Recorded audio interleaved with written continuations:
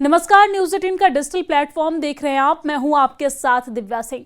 चलिए आपको बता देते हैं फटाफट अंदाज में अंतर्राष्ट्रीय 5 बड़ी खबर। पहली खबर अमेरिका से जुड़ी हुई है। व्हाइट हाउस के पास फायरिंग में एक अफगानी संदिग्ध के शामिल होने के बाद अमेरिका ने अफगान नागरिकों के खिलाफ कड़े कदम उठाए हैं। ट्रंप प्रशासन ने अफगान एयरपोर्ट पर यात्रा करने वालों के लिए वीजा जारी करना रोक दिया है। इसके साथ ही ग्रीन कार्ड आवेदनों और प्रवासियों की स्क्रीनिंग को भी सख्त कर दिया गया है। दरअसल अमेरिका में व्हाइट हाउस के पास बुधवार को फायरिंग हुई। इसमें 2 नेशनल गार्ड पर हमला हुआ। एक गार्ड की मौत हो गई, वहीं एक गंभीर रूप से घायल है और इस फायरिंग का संदिग्ध अफगानी नागरिक है। इसी के बाद अमेरिका ने अफगानी नागरिकों के खिलाफ एक्शन लिया है। अमेरिकी विदेश मंत्री मार्को रूबियो ने कहा है कि अमेरिकी विदेश मंत्रालय ने अफगानिस्तान के पासपोर्ट पर यात्रा करने वाले सभी व्यक्तियों के लिए वीजा जारी करना रोक दिया है। सोशल मीडिया प्लेटफॉर्म एक्स पर एक पोस्ट में रूबियो ने लिखा कि राष्ट्रपति ट्रंप के नेतृत्व वाले स्टेट डिपार्टमेंट ने अफगान पासपोर्ट पर यात्रा करने वाले सभी व्यक्तियों के लिए वीजा जारी करना रोक दिया है। अपने लोगों की सुरक्षा करना अमेरिका की सबसे बड़ी और पहली प्राथमिकता है। इसी बीच अमेरिकी नागरिकता और यहां पर अव्राजन सेवा यानी कि USCIS ने सभी शरण से संबंधित निर्णयों को रोक दिया है जब तक कि हर प्रवासी के बैकग्राउंड की पूरी तरीके से जांच और स्क्रीनिंग नहीं हो जाती है। ये जानकारी USCIS के निदेशक जोसेफ एल्डो ने दी है। एक पोस्ट में एल्डो ने 29 नवंबर को एक्स पर लिखा कि USCIS ने सभी शरण संबंधी निर्णय रोक दिया है जब तक हम ये सुनिश्चित न कर ले कि हर विदेशी की अधिकतम स्तर तक जांच और स्क्रीनिंग हो चुकी है। अमेरिकी जनता की सुरक्षा हमेशा पहले आती है। वही डोनाल्ड ट्रंप प्रशासन की ओर से प्रवासियों पर की गई ताजा कार्रवाई उस घटना के बाद सामने आई है जिसमें एक अफगान नागरिक जिसकी पहचान रहमानुल्लाह लखनवाल के रूप में हुई है और उसने बुधवार को यानी कि 26 नवंबर को व्हाइट हाउस से कुछ ही दूरी के ब्लॉक पर 2 गार्ड्स पर गोली चला दी। इसमें से एक 20 वर्षीय आर्मी स्पेशलिस्ट सारा बेकस्ट्रॉम की मौत हो गई है, जबकि 24 वर्षीय अमेरिकी वायुसेना के स्टाफ सार्जेंट की हालत अभी भी गंभीर बनी हुई है। घटना पर प्रतिक्रिया देते हुए डोनाल्ड ट्रंप ने गुरुवार को घोषणा की कि उनका प्रशासन सभी थर्ड वर्ल्ड देशों से आने वाले प्रवासियों पर स्थानीय प्रतिबंध लागू करेगा ताकि अमेरिकी व्यवस्था को पूरी तरीके से पुनर्स्थापित होने के लिए समय मिल सके। उन्होंने ये भी कहा कि अमेरिका देश के अंदर मौजूद गैर नागरिकों को दिए जाने वाले संघीय लाभ और सब्सिडी बंद कर देगा। इसी बीच USCIS के निदेशक जोसेफ एल्डो ने बताया है कि ट्रंप के निर्देश के बाद उन्होंने चिंताजनक देशों से आने वाले सभी व्यक्तियों के ग्रीन कार्ड आवेदनों की व्यापक और गहन समीक्षा का आदेश दिया है। एक अन्य पोस्ट में एल्डो ने एक्स पर लिखा है कि POTUS के निर्देश पर मैंने हर चिंताजनक देश से आने वाले हर विदेशी के हर ग्रीन कार्ड की पूर्ण कठोर दोबारा जांच का निर्देश दिया है। ग्रीन कार्ड पर कार्रवाई के अलावा ट्रंप प्रशासन ने नया दिशा निर्देश जारी किया है जिसके तहत 19 उच्च जोखिम वाले देशों से आने वाले विदेशियों की जांच में देश विशिष्ट कारकों को शामिल किया जा सकता है। और दूसरी बड़ी खबर अमेरिका से ही जुड़ी हुई है, जहां पर अमेरिकी राष्ट्रपति डोनाल्ड ट्रंप ने शुक्रवार को कहा कि पूर्व डेमोक्रेटिक राष्ट्रपति जो बाइडेन द्वारा ऑटो पेन से हस्ताक्षरित दस्तावेज रद्द कर दिए गए हैं। उन्होंने दावा किया है कि बाइडेन के ज्यादातर आदेश ऑटो पेन से हस्ताक्षरित थे। ये एक ऐसी मशीन है जो दिए गए हस्ताक्षर की प्रतिलिपि तैयार करती है। ट्रंप ने ट्रुथ सोशल पर पोस्ट किया, स्लीपी बाइडेन द्वारा ऑटो पेन से हस्ताक्षरित दस्तावेजों को अब रद्द किया जाता है और अब उसका कोई प्रभाव या बल नहीं रहेगा।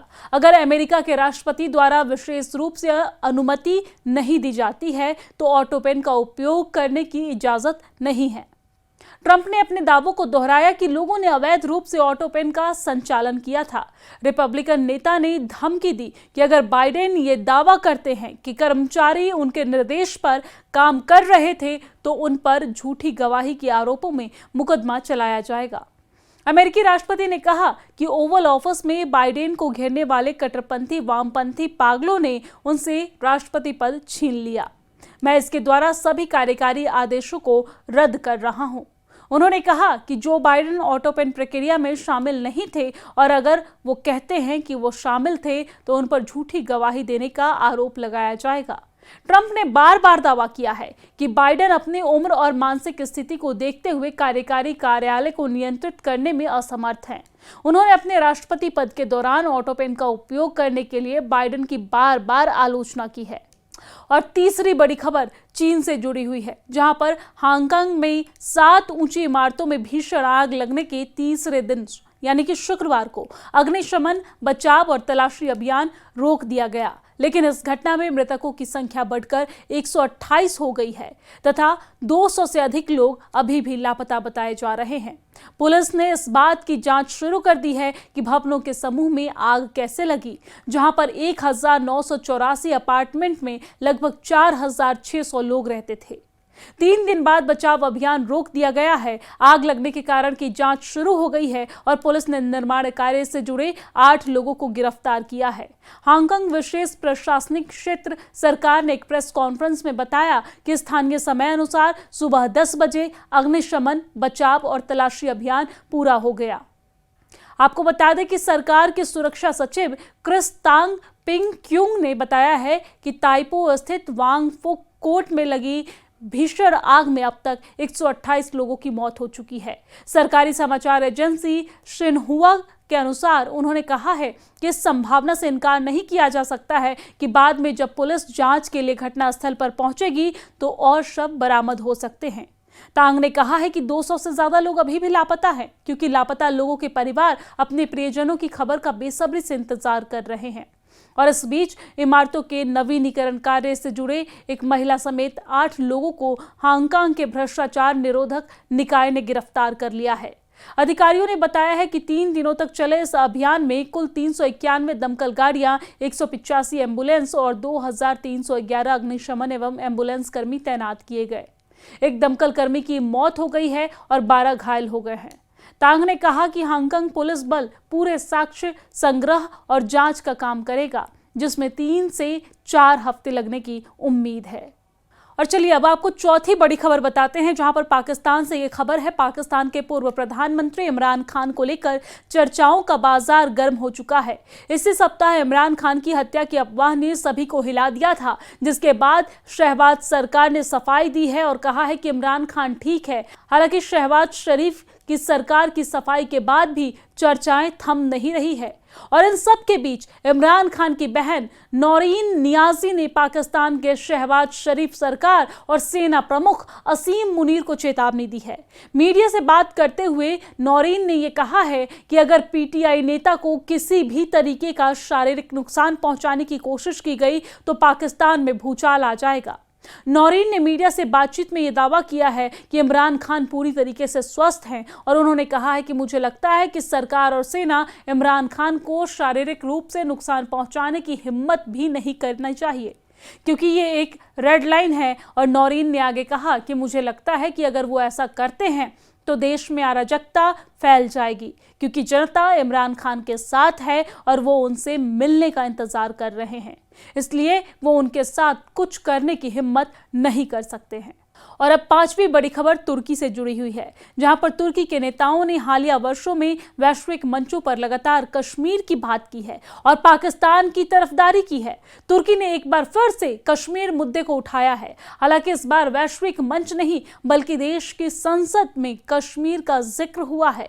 तुर्की के विदेश मंत्री हकन फिदान ने संसद में बजट सेशन में साउथ एशिया के झगड़ों पर बोलते हुए कश्मीर का जिक्र किया और इस दौरान उन्होंने कहा कि कश्मीर का विवाद इंटरनेशनल कानून और बातचीत के जरिए सुलझाया जाना चाहिए।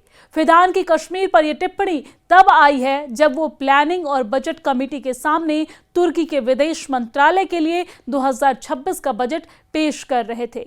उनका भाषण मंत्रालय के बजट और विदेश नीति पर था। इसके बावजूद उन्होंने कश्मीर का जिक्र किया और ये तुर्की और एर्दोगन सरकार की पाकिस्तान में दिलचस्पी को दिखाता है। ये पाकिस्तान के इशारे पर दिया गया बयान या तुर्की के इस्लामाबाद को खुश करने की कोशिश भी हो सकती है। फिदान ने अपने भाषण में कहा कि हम इस बात पर जोर देते रहते हैं कि आपसी झगड़े, खासतौर पर कश्मीर का मुद्दा, इंटरनेशनल कानून के आधार पर बातचीत से सुलझाए जाने चाहिए। हमने देखा कि मई में भारत और पाकिस्तान ने तनाव को बातचीत से सुलझाया और पाकिस्तान के मुद्दे पर भी बातचीत को अहमियत मिलनी चाहिए। तुर्की ने उसी तरह की बातें कही है जो पाकिस्तान कहता रहा है। तुर्की ने हालिया वर्षों में कई बार कश्मीर पर पाकिस्तानी भाषा में बोलते हुए बयान दिए हैं। वही भारत ने हर दफा ऐसे बयानों को खारिज किया है। भारत ने स्पष्ट कहा है कि जम्मू कश्मीर भारत का अब एक अभिन्न अंग है। भारत ने तुर्की से अपनी आजादी का सम्मान करने की अपील की है। हालांकि तुर्की अपने बयानबाजी से बाज नहीं आता है और इस पर अब भारत अपना रुख साफ कर चुका है।